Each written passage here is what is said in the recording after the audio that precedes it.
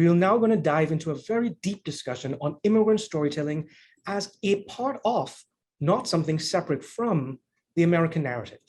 And I'm happy to be joined once again by Joe Napolitano, as well as several other experts, including Theo Rigby, joining us from San Francisco, California. Is Theo, who is a director, cinematographer, interactive storyteller, and founder of iNation Media. For the last decade, Theo has been creating stories focusing on the immigrant experience in the United States. His most recent project, Waking Dream, is a documentary series about young, undocumented people with DACA status. Welcome, Theo. Hello, good afternoon. Excellent. Joining us from East Hampton, Massachusetts is Marcela Simpson, an expert in the field of early childhood education. Marcela co-authored the Early Learning Standards for Infants and Toddlers for the Commonwealth of Massachusetts, and she engages with various statewide initiatives to help support administrators, educators, and family child care programs. Welcome, Marcela. Thank you very much for having me. Hello, everyone. We are supposed to be joined by Ibrahim Hirsi from Minneapolis, Minnesota. He is a graduate research associate and doctoral candidate at the Immigration History Research Center at the University of Minnesota. His research interests include immigration, Islam, race, the African diaspora, and more. He previously worked as an immigration reporter for MinPost, MPR, and Sahan Journal. Ibrahim, if you're here, welcome. Otherwise, as soon as you join us, we hope to see you. So if everyone can come back on screen, I was going to start with Ibrahim on the history of immigrant narratives in the US and if they've changed over time. Perhaps Theo and Joe, this is something that you can chime in and talk a little bit about what you've seen and the kind of perspective that you have.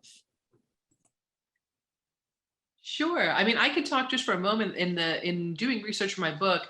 My book talks a bit about Islamophobia, and one of the things I learned through researching this book was how long we've had Muslim folks in this country, which date back to about like when George Washington got here, around that time frame. And then, of course, about many of the slaves that were brought over from West African nations were themselves Muslims. So we have a long history with Islam in this nation, yet we still treat this group like, they're very other, they're very suspect. We've got to monitor the mosques. We've got to do all this kind of stuff.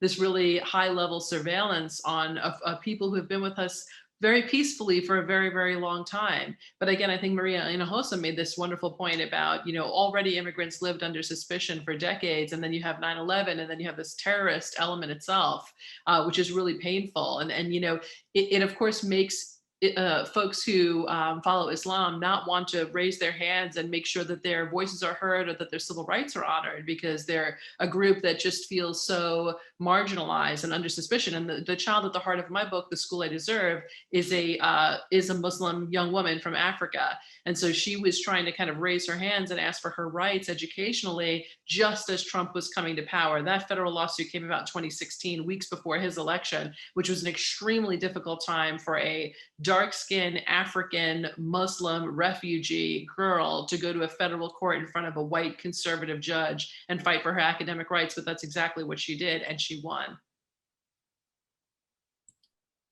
Wow. I would say that, from our experience, we see the reaction to every immigrant group as cyclical. The Germans came and there was reaction against them. The Italians came, there was reaction against them. The Irish came, there was reaction against them. Muslims are coming, there's reaction against them. And it's cyclical, as obviously, Joe, at one point, Italian immigrants weren't considered white. No Irish need apply. Theo, what have you been seeing in your work? And can you describe some of your work for us? Yeah, absolutely. Well, well, thank you for having me here. I'm honored to be on the panel today. And I think, well, Maria Hinojosa just brought up a lot. She addressed many different issues.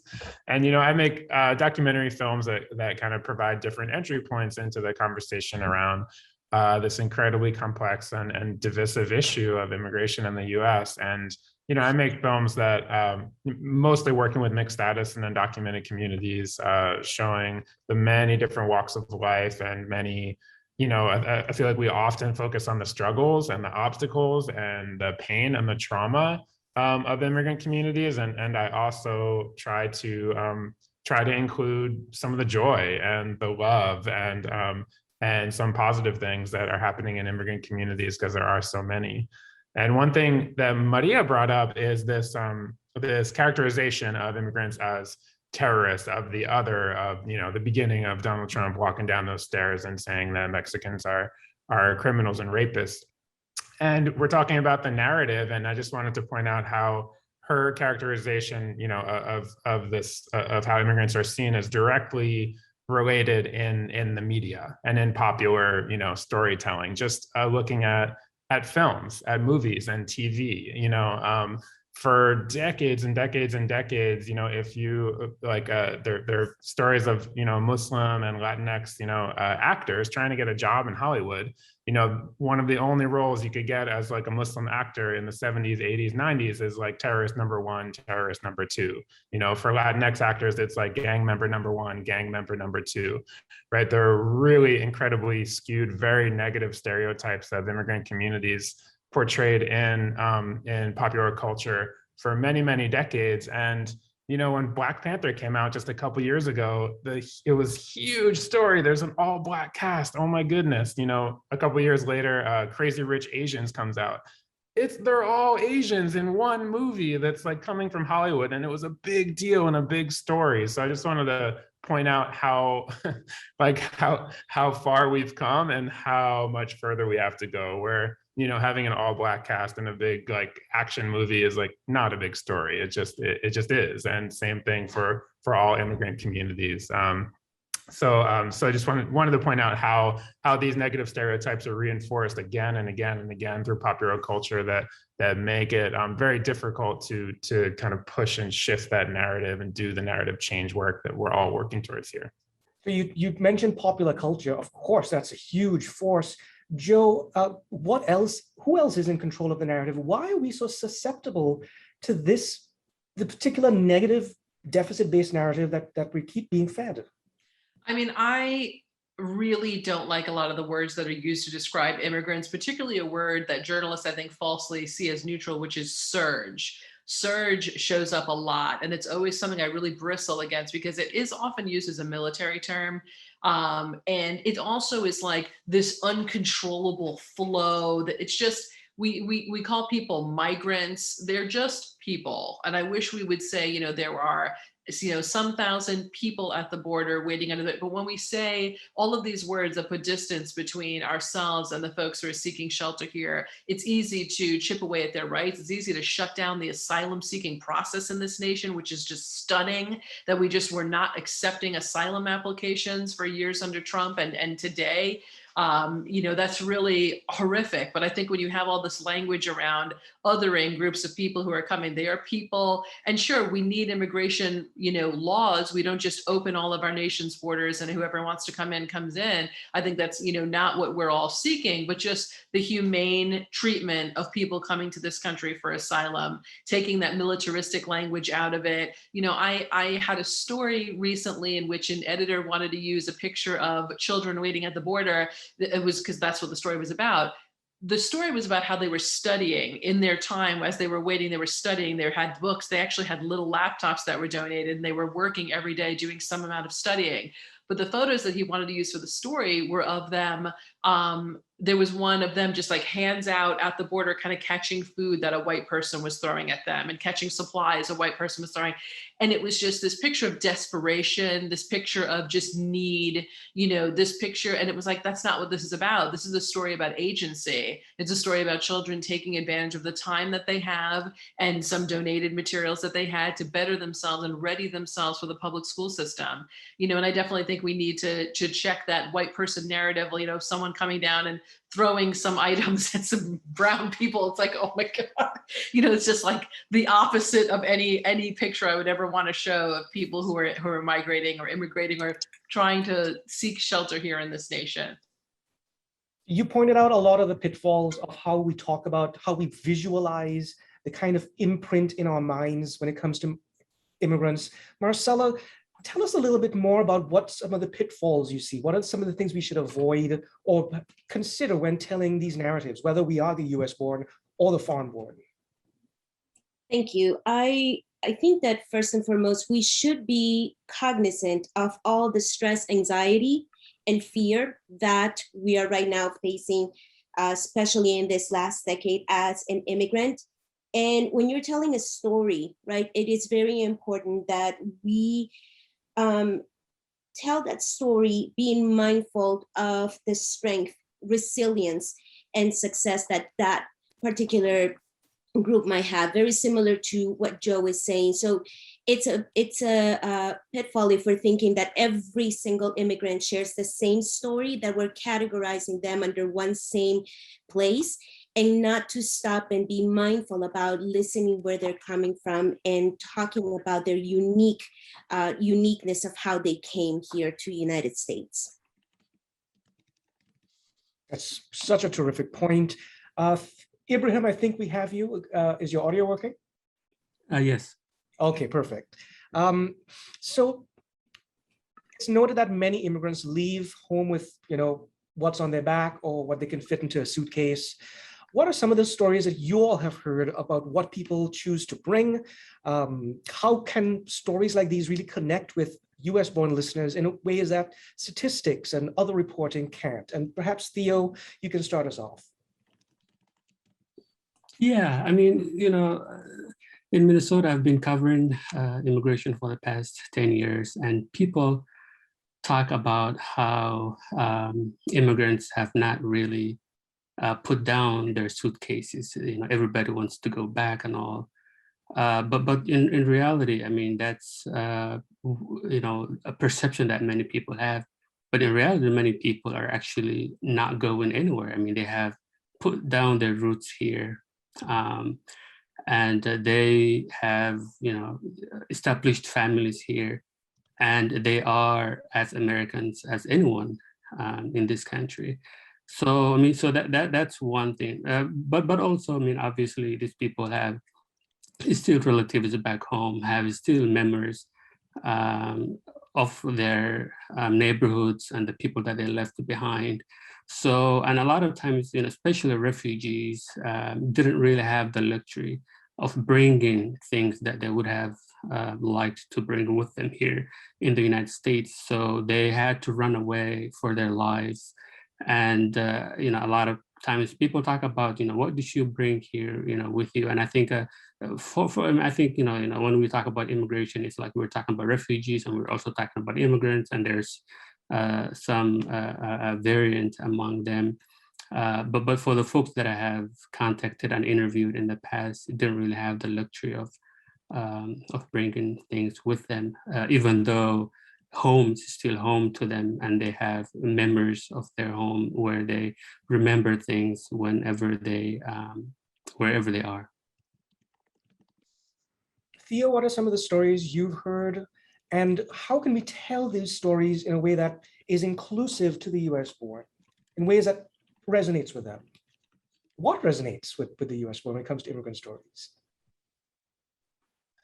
Well, I think in terms of what people bring, I think that's also highly dependent on how you get here, which is also kind of dependent on class and how wealthy you are, right? If you take a plane, when we get on a plane, we usually have a suitcase, right? And you can choose what you want to put in that suitcase and how many suitcases. The old archival footage of people getting off boats at Ellis Island in 1917, 1918, you see the people walking with their big boxy suitcase, which is how my great grandparents came here.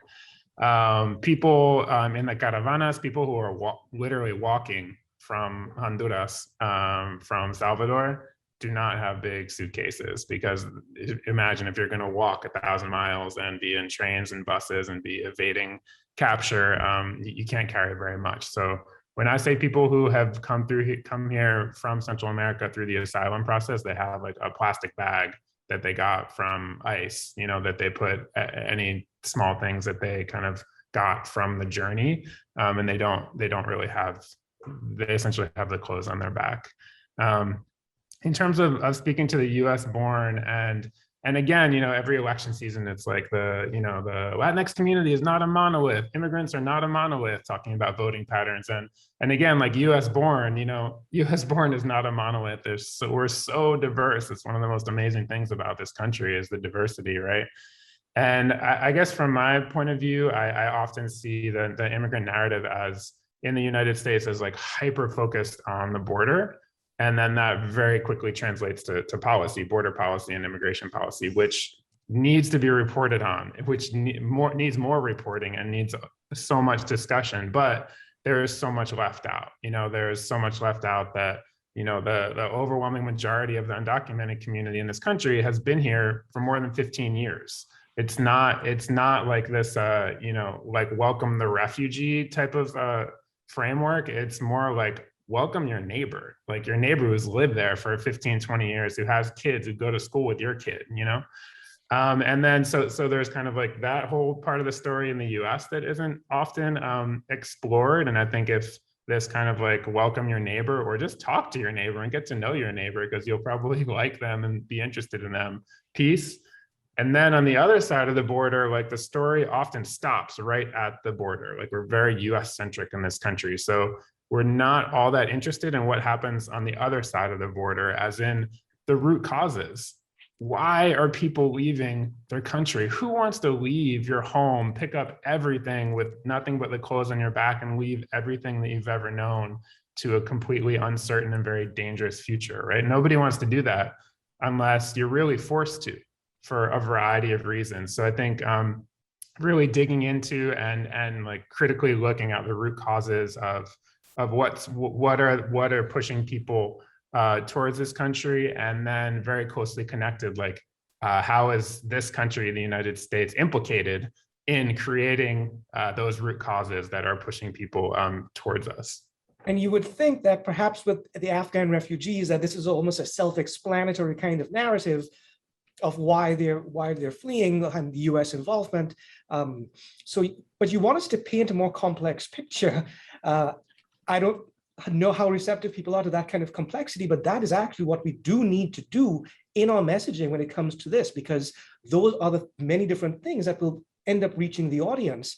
And Joe and Ibrahim, as journalists, Theo talked about knowing your neighbor. A lot of these narratives happen at the very, very local level and can be very influential. What is the role of particularly local media in shaping immigrant narratives, and how can we as the public get involved with that? I mean, one thing I think you can do is support your local news organization. Subscribe to the local newspaper or the Sahan Journal, which is remarkable and was established by a friend of mine from Columbia University. Show those groups support, because when journalists don't have the funding to do their jobs, there's fewer of us doing them. I remember when I was living on the border of Mexico many years ago in McAllen, Texas, where all the kids were coming over, I wrote a story about a girl who was from India. And now this is an area that's 90% Mexican. It's McAllen, Texas, literally on the border. This girl came over from India and she was doing a dance that she had to rehearse for 10 years before she could even do it in front of her family. And she did it in front of the whole school. And I wrote a story about her doing it. And it was such a remarkable dance. I'll never forget this. It was like 15 years ago. And we had a picture of her on the front page of the paper, this Indian girl with all of her beautiful attire on, these little marks under her hands and feet. And it exposed the Rio Grande Valley community to a person who was so different. And really, it was like, wow, so beautiful and incredible and talented. And it made people realize this child is part of our school community, how lucky we are to have her. Local journalism has an important role of doing that, of highlighting different groups of folks and explaining why they're here, what brought them here, what was their journey like, what were they fleeing in El Salvador and Honduras and all these places, and explaining that. And I feel like one of the reasons we've gotten to such a kind of like, no, kind of ignorant place, I think is actually tied to the fall of local journalism, because we don't have those, thoughtful, intelligent people doing those stories, showing them within your own community. There's a wonderful family that came here from Afghanistan and they have a little business and they're selling this amazing thing. And like, aren't we better and richer for having them here? And I feel like once that conversation is stopped because of the destruction of that local, media, then you're kind of like, you have these huge news vacuums in this nation. And then all you're hearing from are like national news, places like a CNN and Anderson Cooper, and people who don't know your little community. And I just feel like that creates a lot of hostility, animosity, and ignorance. Yeah, I mean, a lot of times you may live in a very diverse cities, but communities are really segregated. I mean, in Minneapolis now, immigrant communities and people of color in general are isolated in certain neighborhoods, and then the larger population is isolated in another neighborhood. So the role that media, plays, and for many people, media is the only source of information for, about these immigrants and refugee communities.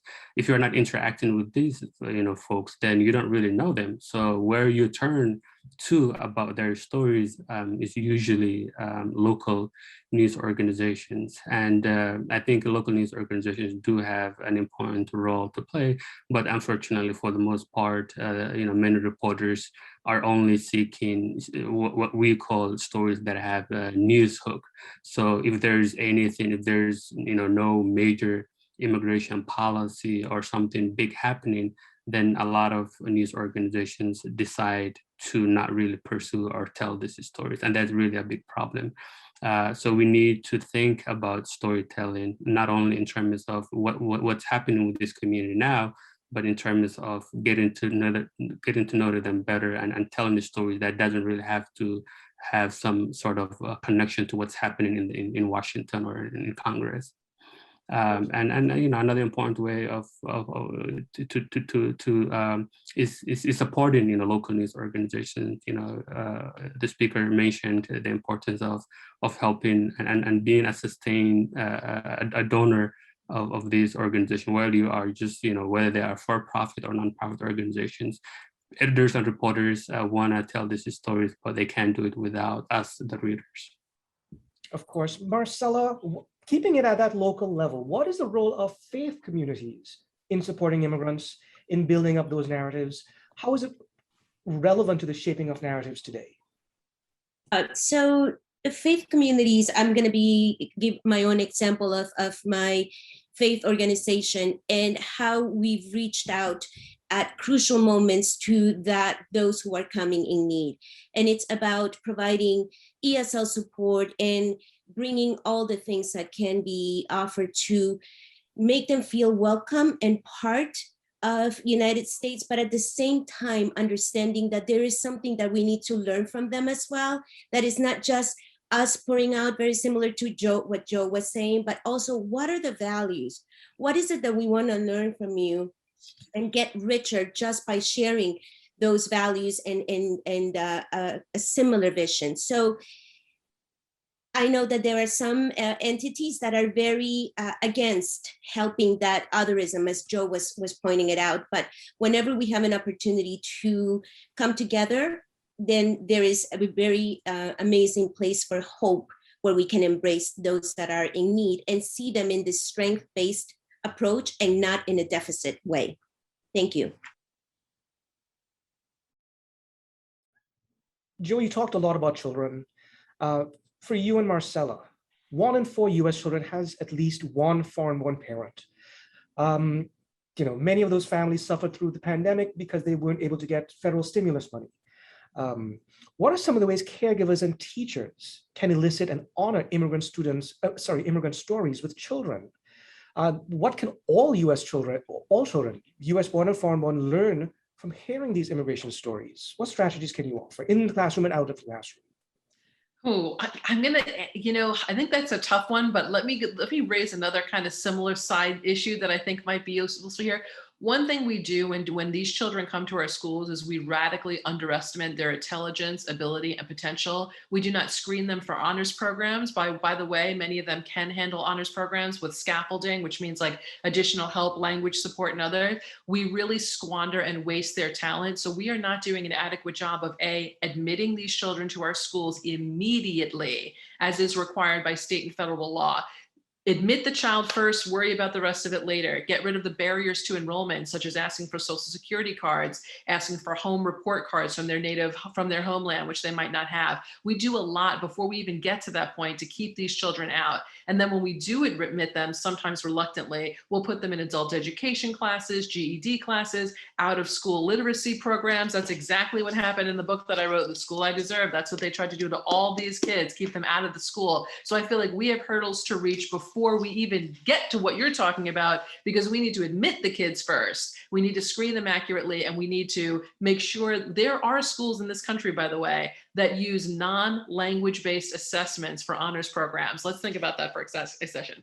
they're taking away the language barrier element of screening these kids for the potential for honors programs. They're saying that's not going to be the obstacle that keeps you out of an honors program. That's amazing. We need every school in the nation to do that. And we need to harvest the genius of these kids. That's I think before we even can talk about immigration stories, we're not even letting the kids in. We're not letting all of these children in. So I feel like that's what we need to do. We need to keep an eye out for districts that have barriers to enrollment. If you guys see them in your local school community, if you see, and all of them, by the way, list this as requirements for enrollment for every single district in the nation. If you see anything funky on there about weird age restrictions and the things that are not supposed to exist, remember that every child in this nation has a right to a public school education in the school in which they live, as long as they're under the age of the cutoff requirement, which is typically age 21. So you can come here from Haiti at 19 years old and enroll in high school, and no one should tell you that you can't, because it's your legal right. So we've got to honor these children's basic educational rights first. Marcela, what do you want to add to that? Yeah, and I agree with that, Joe. And I think at the same time, we need to empower the families to have that voice, right? To come alongside and have that voice and share those stories with others. And I think about my own experience at my child's school, where we were in 3rd grade with my son, and the children asked if we had beds in Honduras, if we had houses in Honduras. And it was just quite remarkable to me to know that that collaboration with the teacher and the family, in my case, it was very positive. Then it created more bridges for us, my son, my family, to come and give more of a experience and opportunity for others to learn about us. And if I may add something, in Massachusetts, the Collaborative for Educational Services was just part of doing a step-up program where I was hired as an instructional coach, as a coach for families of dual language learners. And we were together just presenting to everybody in that community, just that linguistically and cultural diversity, what a wealth it is to embrace, and that we can learn from one another. Thank you.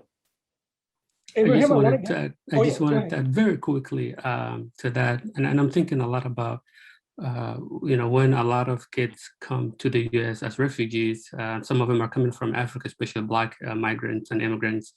And these people are smart, and many of them actually, went to schools where they took courses in English language. But maybe the English that they know is a bit different than what we know here. And I remember people being asked to take placement tests. And these exams ask, for example, words like blonde, what blonde means. And here you have an immigrant or a refugee from Africa who speaks and knows English very well, but has no cultural tie to blonde and doesn't know what really that means.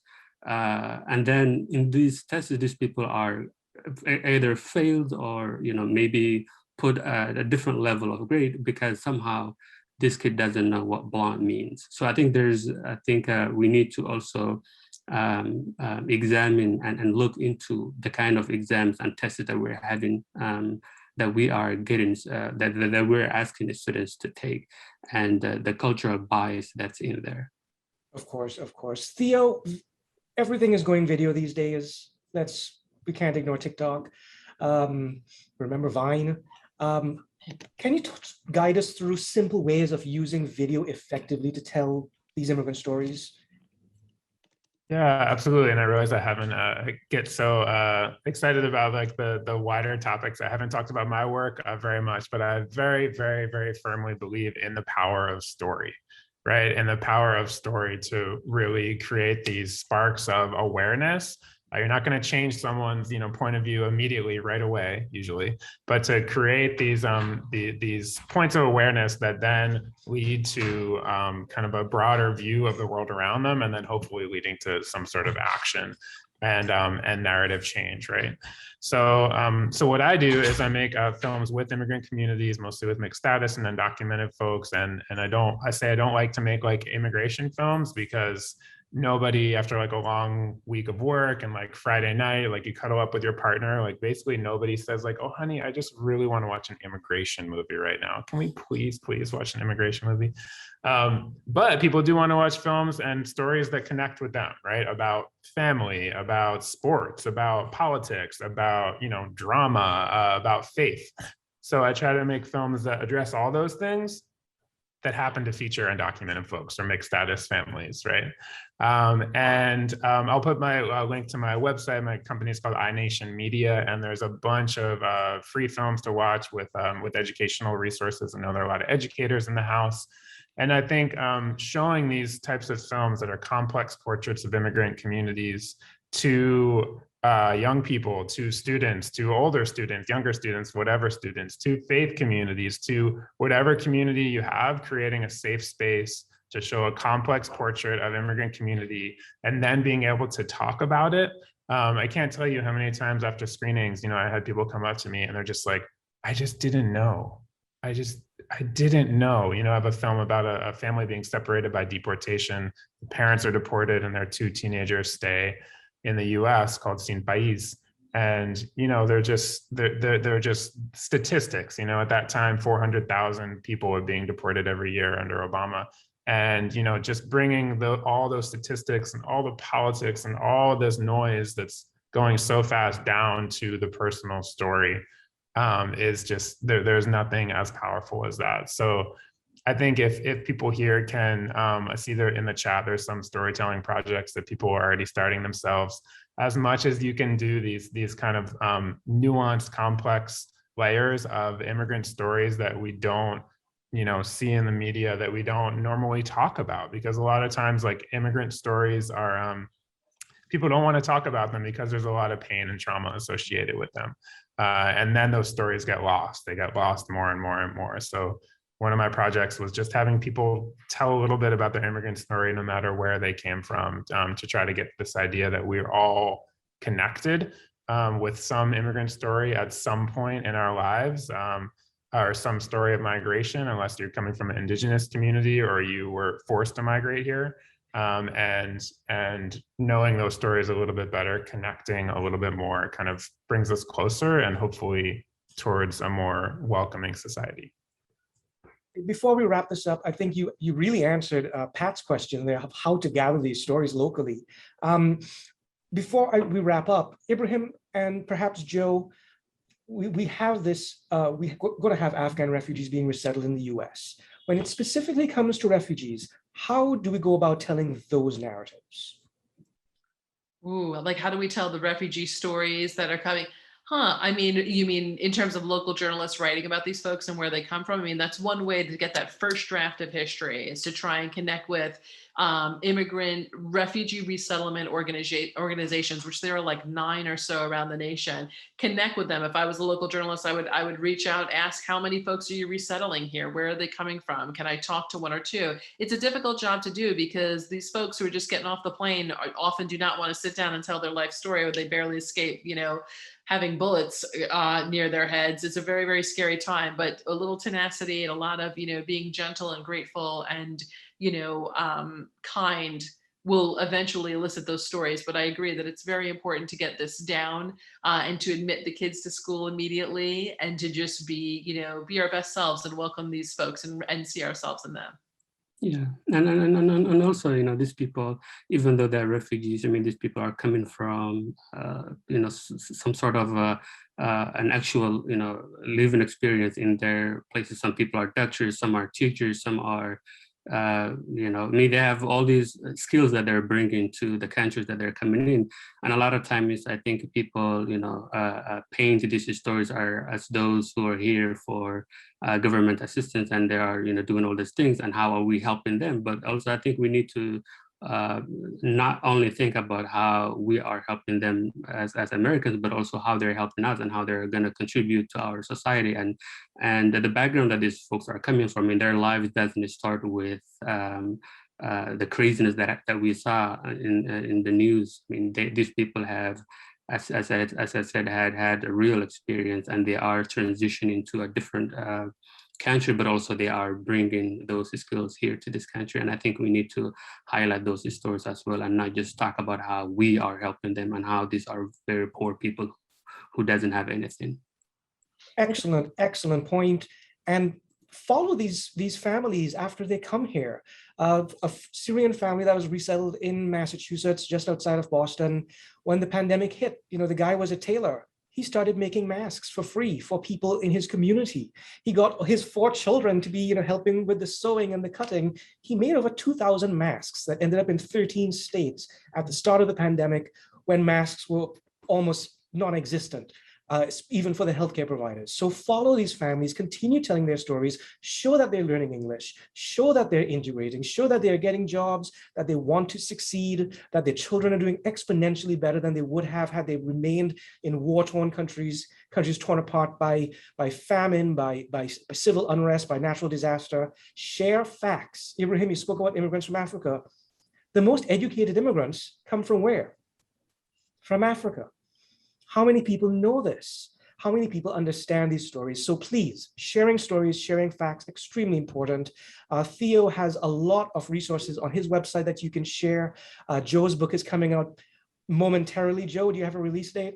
Oh no, actually it's out. It is out. You can get it. Has a bunch of reviews on Amazon, almost 5 stars. I swear to God, you guys will love it. You'll see your students in here, your refugee kiddos, your undocumented kiddos, our unaccompanied kids. They're all in here doing incredible things and moving this country closer to the equality we say that we provide. These are the kids who are pushing to make us our best selves here. Excellent. And Marcela and the Collaborative for Educational Services have a lot of resources that teachers and parents can use. Ibrahim, you used to work for the Sahan Journal, which is doing a lot of that local storytelling that we've talked about. Thank you very much, everyone. My very last question is rapid fire in 10 seconds. Give us one thing, our attendees, one thing that they can do right now to help change the narrative when it comes to immigration in their communities. And Ibrahim, I would like to start with you. Well, reach out to the local news organization that and ask them if they cover immigration. If they don't, push them. As I said, subscribe to those organizations and meet a reporter who covers immigration and tell your story to that person. Marcela? Let's just forget about silos. Let's come together, community faith programs, schools, families, all together to see how we can help and become a better place for all these children and families. Thank you. Remember that immigration is not a separate issue from economics and from culture and from food and from sports and everything else. Theo.